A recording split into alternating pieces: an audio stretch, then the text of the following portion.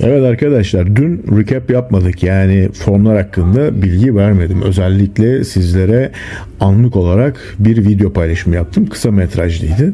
Şimdi bu gece özellikle finaller var. Finallerde neler olacak? Bununla alakalı öngörümden bahsedeceğim arkadaşlar. Bu öngörüm ve sıralama ve sonuç nasıl olacak? Sizlerle onu paylaşmak istiyorum. Özellikle bana soracak olursanız top 1 ve top 2 olimpiyadaki 4. ve 5. arasında geçecek.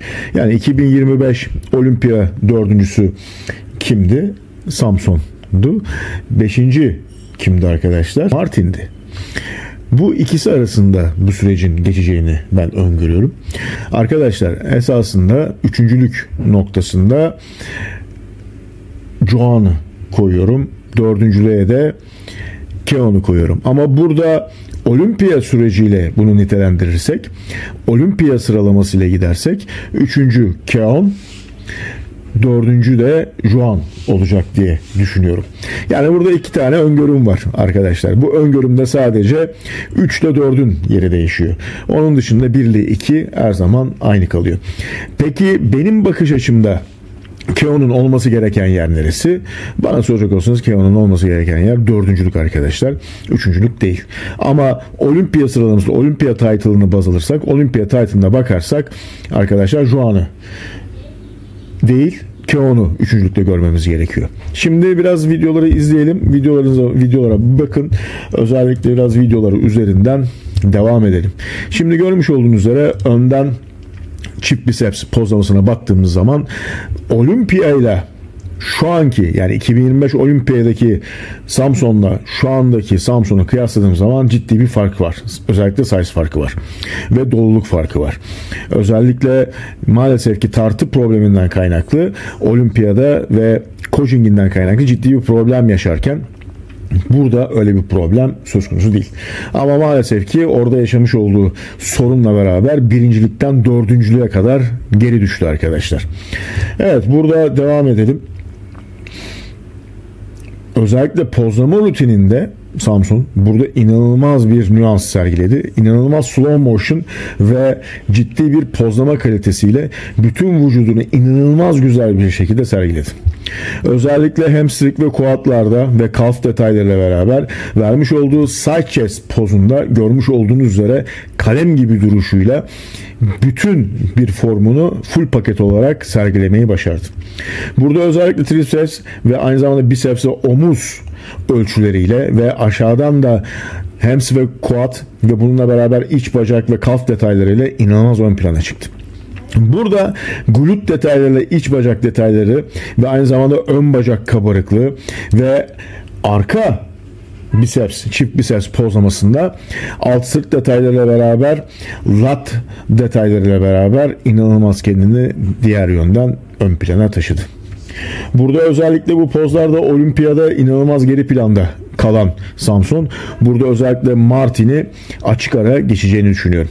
Çünkü Martin'le kıyasında özellikle Samson'un sevgili dostlar ciddi bir fark vardı. Çünkü yüklemede problem yaşayan Samson burada herhangi bir problem yaşamamasına rağmen inanılmaz büyük bir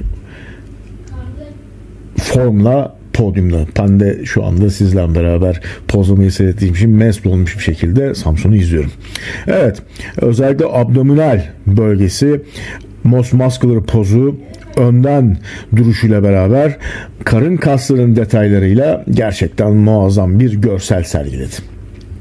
Evet, Samson gerçekten burada müthiş bir formla karşımızda durdu. Görmüş olduğunuz üzere keşke bu formu olimpiya podyumunda da görseydik dedirttirdi bana. Özellikle buradaki bu şu andaki bu most muscular pozu inanılmaz bir efsane. Yani ben bunu kapak fotoğrafı bile yaparım telefonuma diyebilecek noktadayım arkadaşlar. Gerçekten mest oldum. Şuna bakar mısınız? Evet. Muazzam. Muazzam. Çok iyiydi. Şimdi hemen buradan Martin'e geçelim. Martin'de sevgili dostlar inanılmaz bir kurulukla, güzel bir formla podyuma geldi. Ve podyumda sevgili dostlar Martin eksiksiz full paket bir olarak podyumda yer almasına rağmen Özellikle Samson'la arasındaki size ve ölçü detaylandırmasında Martin geride kalırken kuruluk ve duruşuyla gerçekten gözleri kamaştırdı. Fakat burada inanılmaz bir hızlı rutin seçerek, hızlı rutinlerle pozlamalarını vererek podyumda gerçekten hızlı bir seri tamamladı. Bu esasında benim pek fazla hoşuma gitmedi. Çünkü neden? Karşında güçlü bir rakip var. Olimpiyada özellikle seni 5.'liğe itilemiş ve orada beraber başa baş çektiğiniz bir adamın karşısında bu şekilde bir pozlamayla durması bana soracak olsanız büyük bir hataydı. Aynı zamanda şurada görmüş olduğunuz üzere hemen tekrar başa alalım biraz. Burada özellikle pozlamada arka bacağıyla dönüş yapmak isterken bacağını değiştirerek, kramp girdiği için pozlamasını burada değiştirerek kısa sürdürdü. Bu da çok fazla, olması gerektiğinden daha fazla esasında cuttingle, yani kurulukla çıktığı için ciddi bir protokol hatasıyla beraber podyumda daha agresif bir pozlama sergilediğini görüyorum. Ve bu da bana soracak olursanız, tamam kuruluk güzel, her şey güzel ama poz rutinleri bana soracak olsanız çok hızlı ve çok detaysızdı. Kötü müydü? Kesinlikle değil. Steve'i görüyorsunuz şu anda da diğer yandan sevgili dostlar. Evet, bu şekilde devam ederken şimdi grup pozlamalarına bakalım. Grup pozlamaları özellikle finalde bu sıralama nasıl olacak? Hep beraber bir nitelendirelim sevgili dostlar. Evet, sıralamalara bir bakalım. Sıralamalarda özellikle neler olacak, neler bitecek? Hep beraber Juan kaçıncı olacak? Keon kaçıncı olacak? Özellikle Martin kaçıncı olacak? Hemen bir bakalım. Evet.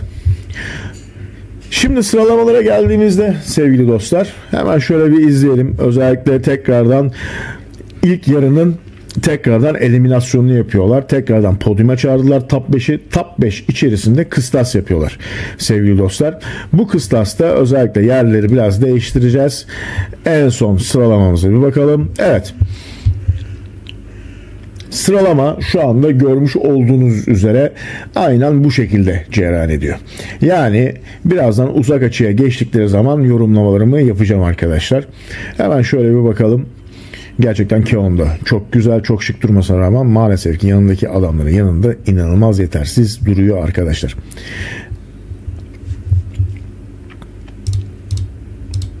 Evet.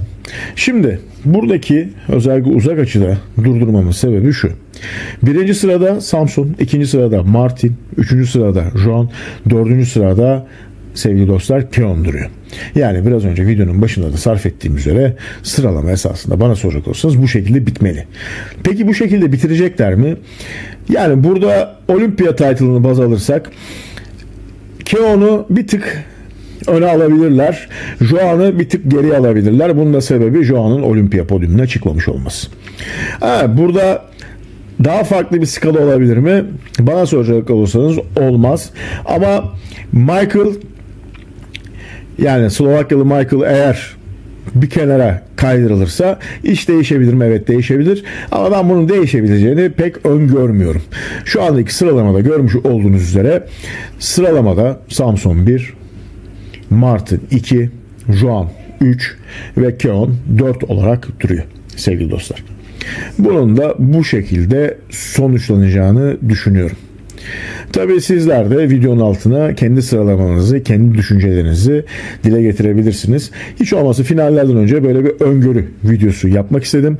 Pozlamaları da size bu şekilde anlatarak göstermek istedim. Özellikle pozlama rutinlerinde de baktığınız zaman Juan'ın önüne geçse de Michael, ben pek başarılı olabileceğini zannetmiyorum. Çünkü gerçekten inanılmaz bir kütleye sahip olsa da inanılmaz asimetrik bir kütle.